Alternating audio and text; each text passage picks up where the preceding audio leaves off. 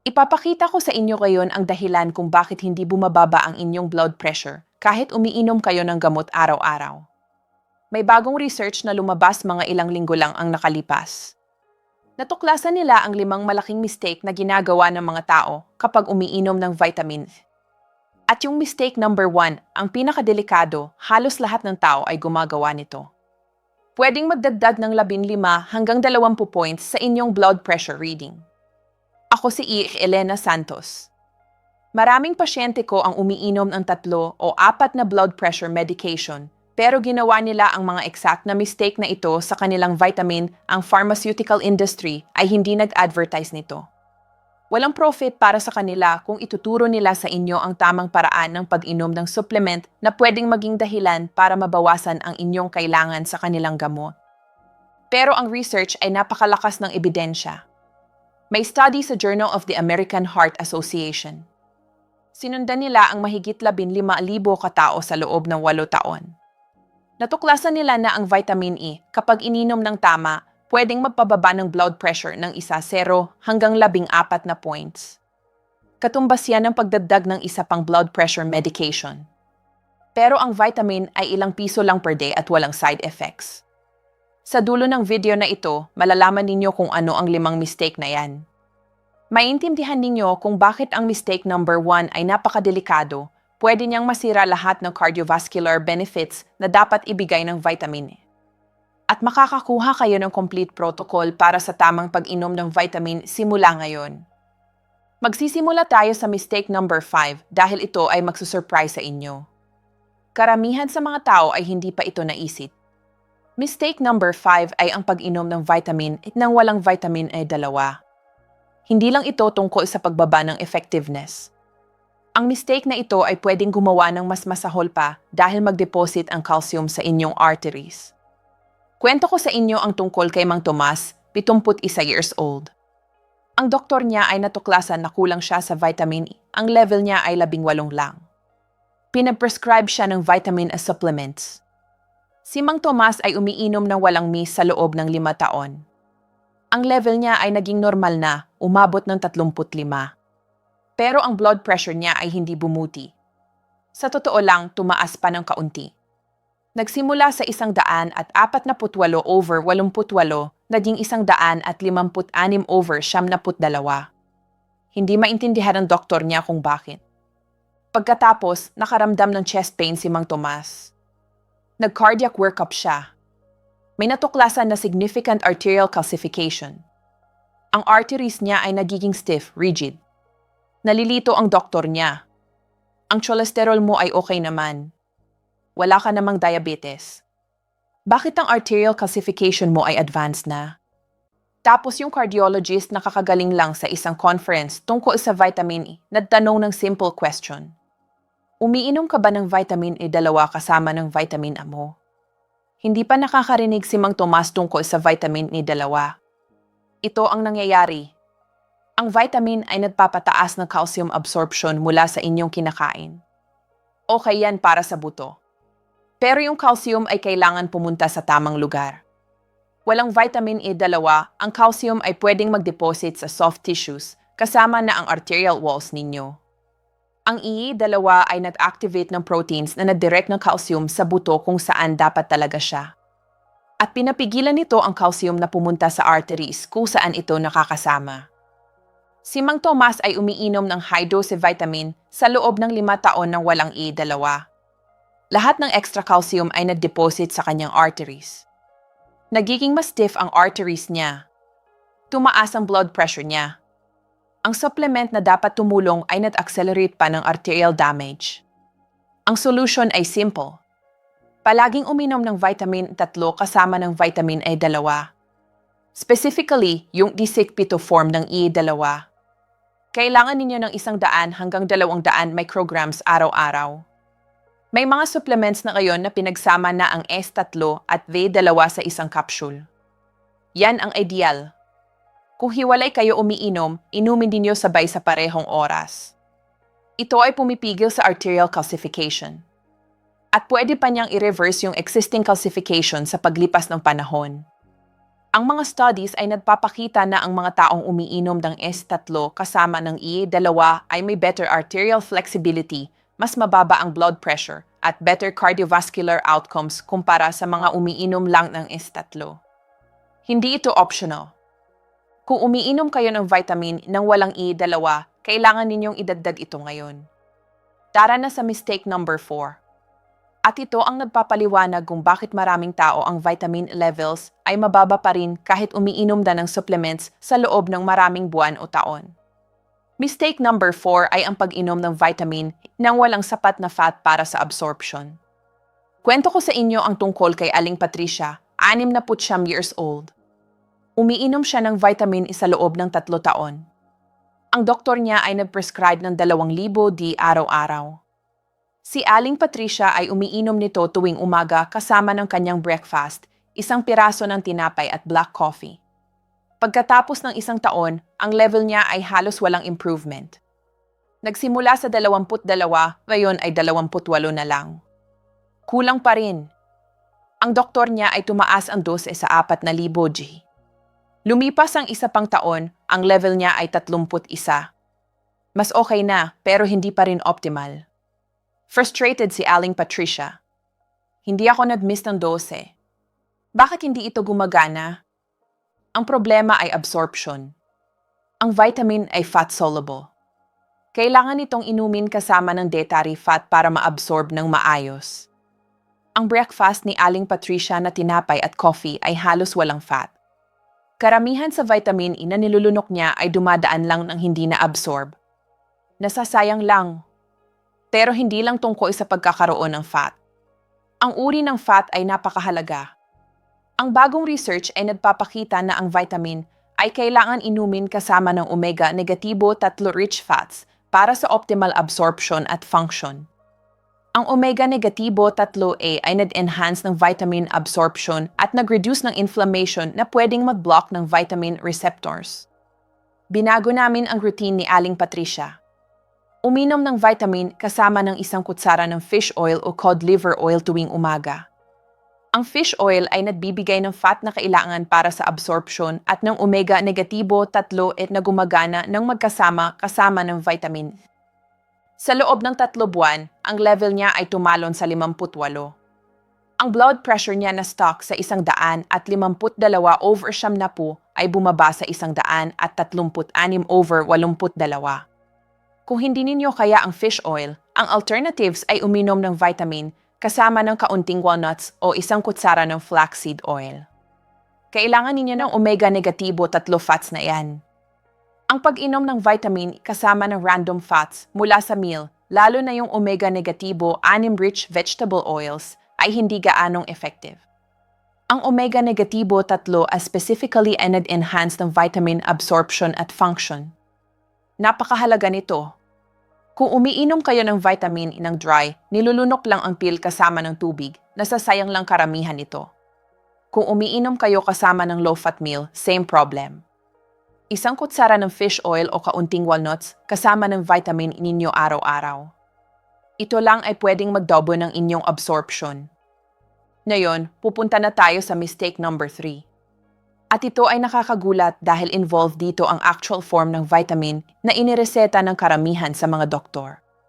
Mistake number 3 ay ang pag-inom ng vitamin 2 sa halip na S3.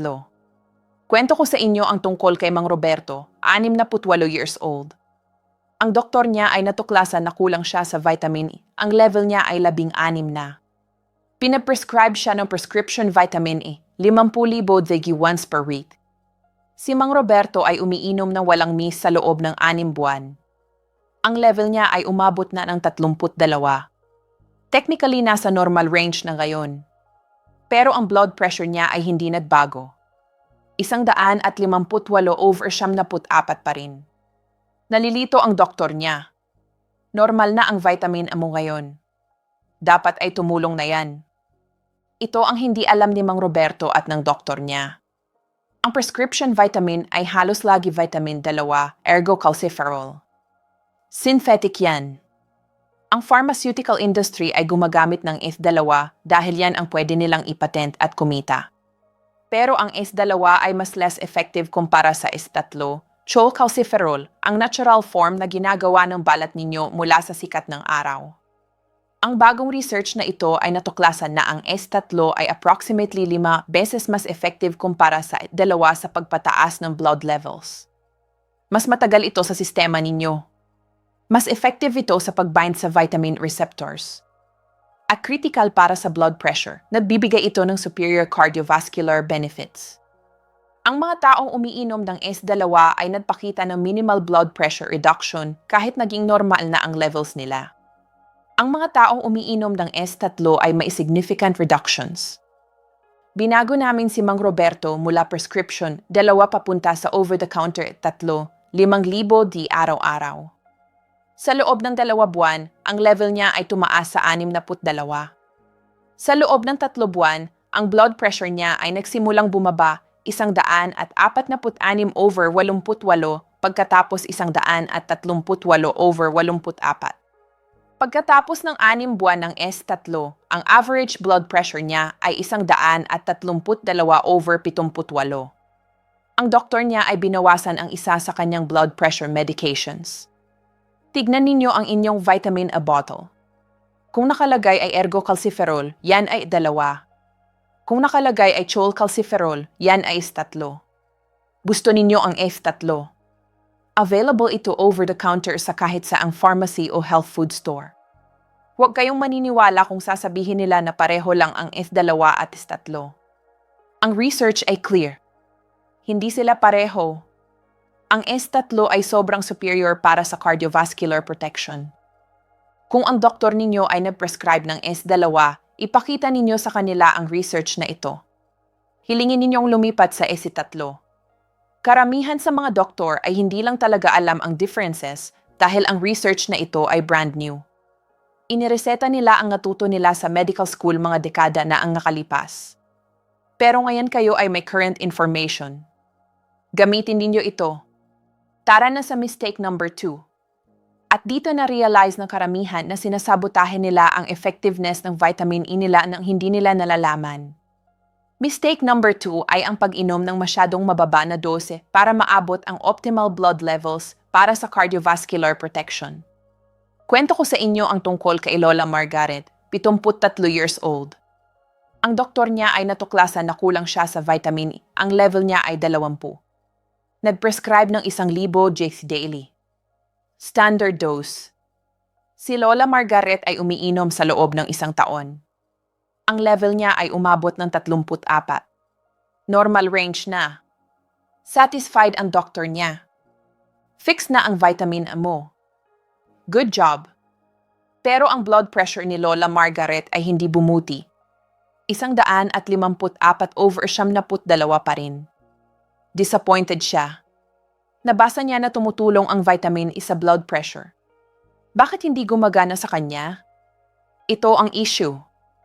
Ang doses na inireseta ng karamihan sa mga doktor, 1,000 hanggang 2,000 G daily o 50,000 D weekly, ay based sa guidelines para sa bone health. Para pigilan ang rickets at osteoporosis. Pero ang optimal vitamin levels para sa cardiovascular protection ay mas mataas kumpara sa kailangan para sa bone health. Mas mataas talaga. Ang research na ito ay nagpakita na ang significant blood pressure reduction ay nangangailangan ng vitamin levels na 50 hanggang 70 nanograms per milliliter. Hindi yung 30 hanggang 50 na considered adequate para sa buto. Para maabot at mamaintain ang levels na 50 hanggang 70, karamihan sa mga tao ay kailangan ng 4,000 hanggang 6,000 daily ng S3. Minsan, mas mataas pa depende sa body weight at individual absorption. Ang level ni Lola Margaret na 34 ay normal para sa bone health. Pero suboptimal para sa cardiovascular protection. Tinataasan namin ang dose niya sa 5,000 daily ng S3. Ininom kasama ng fish oil at E2. Sa loob ng 3 buwan, ang level niya ay 58. Ang blood pressure niya ay nagsimulang bumaba 144/86 pagkatapos 138/82. Pagkatapos ng 6 buwan, ang average niya ay 132/78. Ang research ay clear. Kapag ang mga tao ay nag-raise ng vitamin levels mula deficient na below 30 papunta sa optimal na 50 hanggang 70, ang systolic blood pressure nila ay bumababa ng average na 8 hanggang 12 points. Pero nangyayari lang ito sa levels na 50 hanggang 70. Kung ang level ninyo ay stuck sa 32 o 35, hindi kayo makakakuha ng cardiovascular benefits na iyan. Karamihan sa mga tao ay kailangan ng 4,000 hanggang 6,000 GHD para maabot ang optimal levels. May mga tao na kailangan ng mas mataas pa. Ang tanging paraan para malaman ay i-check ang level ninyo pagkatapos ng 3 buwan ng supplementation. Kung hindi kayo nasa 50 hanggang 70, taasan ninyo ang dose ninyo. Makipagtulungan sa inyong doktor. Magpa-test regularly. Hanapin ang dose na magdadala sa inyo sa optimal range na iyan at magstay kayo doon. At ngayon makakarating na tayo sa mistake number 1. Ang pinaka-common, ang pinaka-delikado, ang pinaka-devastating na error sa vitamin supplementation. Ang mistake na halos lahat ay ginagawa. Ang mistake na pwedeng completely alisin lahat ng blood pressure benefits na dapat ibigay ng vitamin. Ang mistake na nagpapaliwanag kung bakit maraming tao ang umiinom ng vitamin sa loob ng maraming taon at walang nakikitang cardiovascular improvement. Handa na ba kayo? Ito na! Mistake number 1 ay ang pag-inom ng vitamin sa umaga sa halip na sa gabi. Kwento ko sa inyo ang tungkol kay Mang Harold, 74 years old. Ang doktor niya ay nag-prescribe ng vitamin para sa deficiency. Si Mang Harold ay umiinom tuwing umaga kasama ng breakfast, parang sinabi sa instructions ng bote. Umiinom siya ng S3. Ininom niya kasama ng food. Nagdagdag siya ng E2. Tumaas ang dose niya sa 5,000 GK. Ang level niya ay umabot ng 56. Perfect. Pero ang blood pressure niya ay hindi gumalaw. 162/76 pa rin. Kahit 3 medications. Hindi maintindihan ng doktor niya. Pagkatapos sumali si Mang Harold sa research study na ito, na-assign siya sa group na mag-take ng vitamin isa gabi sa halip na umaga. Same dose. Same form, same E2. Same fish oil. Ang difference lang ay timing. Gabi sa halip na umaga. Sa loob ng 8 weeks, ang blood pressure ni Mang Harold ay nagsimulang bumaba. 152/70 pagkatapos 146/86. Pagkatapos ng 3 buwan, ang average niya ay 138/82. Ang doktor niya ay binawasan ang isang medication. Pagkatapos ng 6 buwan ng nighttime dosing, ang average ni Mang Harold ay 128/76. 2 sa 3 medications niya ay binawasan. Ito ang dahilan kung bakit importante ang timing. Ang vitamin ay nag-influence sa inyong circadian rhythm. Ang 24-hour internal clock ng katawan ninyo. Kapag umiinom kayo ng vitamin sa umaga, sinasabi nito sa katawan ninyo na daytime na. Panahon para maging active at alert. Nag-activate ito ng sympathetic nervous system ninyo. Ang fight or flight response ninyo. Lumalabas ang stress hormones. Tumataas ang heart rate. Nag-constrict ang blood vessels. Tumataas ang blood pressure. Normal yan sa araw. Kailangan ninyo ng mas mataas na blood pressure para maging active. Pero ito ang problema. Kung umiinom kayo ng vitamin tuwing umaga, constantly ninyo ring in-reinforce ang daytime activation. Ang katawan ninyo ay hindi fully nag-shift sa nighttime rest and repair mode. Ang sympathetic nervous system ninyo ay nananatiling partially activated kahit gabi na. At critical, ang blood pressure ninyo ay hindi na-dip ng maayos habang natutulog. Normally, ang blood pressure ay dapat bumaba ng 0 hanggang 20% habang natutulog. Ang nocturnal dipping na ito ay essential para sa cardiovascular health. Nagbibigay ito ng chance sa puso at arteries ninyo na magpahinga. Pero ang research ay nagpakita na ang mga taong umiinom ng vitamin sa umaga ay may impaired nocturnal dipping. Ang blood pressure nila ay nananatiling elevated sa gabi. At ang lack ng nocturnal dipping ay isa sa pinaka-strong predictors ng heart attack, stroke at heart failure. Ang mga taong umiinom ng same dose ng vitamin sa gabi bago matulog ay nagpakita ng opposite. Enhanced nocturnal dipping. Ang blood pressure ay bumaba ng appropriate habang natutulog. Ang puso at arteries ay nakakuha ng proper rest sa loob ng 8 taon. Ang mga taong ito ay may 30 hanggang 40% na mas kaunting cardiovascular events. Heart attacks, strokes, heart failure. Lahat ay nabawasan dramatically dahil lang sa pagbabago ng oras ng pag-inom ng vitamin. Ang research ay natuklasan na ang morning dosing ay halos walang blood pressure reduction. Ang average drop sa loob ng 8 taon ay less than 2 points lang. Pero ang nighttime dosing ay nag-produce ng average reductions na 0 hanggang 14 na points. Same dose. Same form, ang difference lang ay timing. At gumawa ito ng difference between vitamin na halos walang ginagawa at vitamin na kasing effective ng isang blood pressure medication. Ito ang dahilan kung bakit ang blood pressure ni Mang Harold ay hindi bumuti kahit naging optimal na ang level niya. Umiinom siya sa maling oras.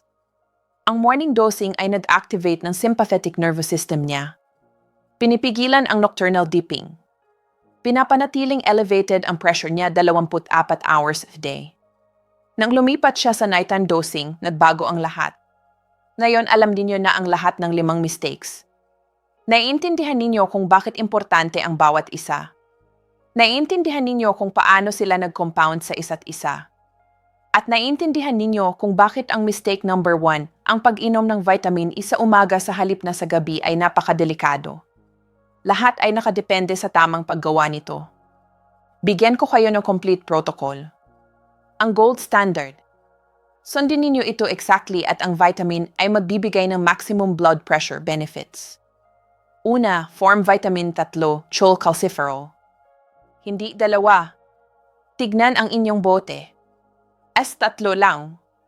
Pangalawa, 12. 4,000 hanggang 6,000 GIF daily. Hindi 1,000 o 2,000.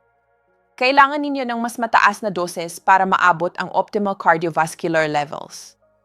Pangatlo, cofactors. Uminom ng vitamin E2 kasama ng S3 ninyo. 100 hanggang 200 micrograms daily. Yan di pito form pumipigil sa arterial calcification. Pang-4, fat. Uminom kasama ng 1 kutsara ng fish oil o cod liver oil. Ang omega-3 rich fats ay nag-enhance ng absorption at gumagana ng magkasama kasama ng vitamin pang-5, thiamine. Uminom sa gabi bago matulog. Hindi sa umaga. Ang nighttime dosing ay nagbibigay ng 400 hanggang 500% better blood pressure reduction kumpara sa morning dosing. Tuwing gabi, gawin ninyong bedtime routine ninyo yan. Mag-toothbrush. Uminom ng 5,000 dc ng S3 kasama ng 200 micrograms ng E2 at 1 kutsara ng fish oil. Pagkatapos ay matulog na. Ang timing na ito ay nagpapahintulot sa vitamin inagumana kasama ng inyong natural circadian rhythm sa halip na laban dito. Pang-6, monitoring. Pagkatapos ng 3 buwan, hilingin sa inyong doktor na i-check ang vitamin level ninyo. Gusto ninyong nasa 50 hanggang 70 nanograms per milliliter. Kung below 50 kayo, taasan ang dose. Kung above 70, bawasan ang kaunti. Hanapin ang dose na mag-keep sa inyo sa optimal range na iyan. Pang-7, blood pressure tracking. I-check ang blood pressure ninyo sa bahay twice daily sa unang ilang linggo. Umaga at gabi. Gumawa ng log karamihan sa mga tao ay nakakakita ng significant reductions sa loob ng 8 hanggang 12 weeks ng correct supplementation. Pang-8, medication adjustment. Habang gumababa ang blood pressure ninyo, kausapin ang doktor ninyo tungkol sa pagbawas ng medications. Huwag kayong titigil mag-isa. Palaging makipagtulungan sa inyong physician. Pero ang correct vitamin supplementation ay madalas na nagpapahintulot ng dose reductions o elimination ng isa o higit pang blood pressure drugs. Kwento ko sa inyo ang tungkol kay Lola Susan na sumunod sa exact protocol na ito. 72 years old. Ang blood pressure niya ay average na 156/74 sa 3 medications.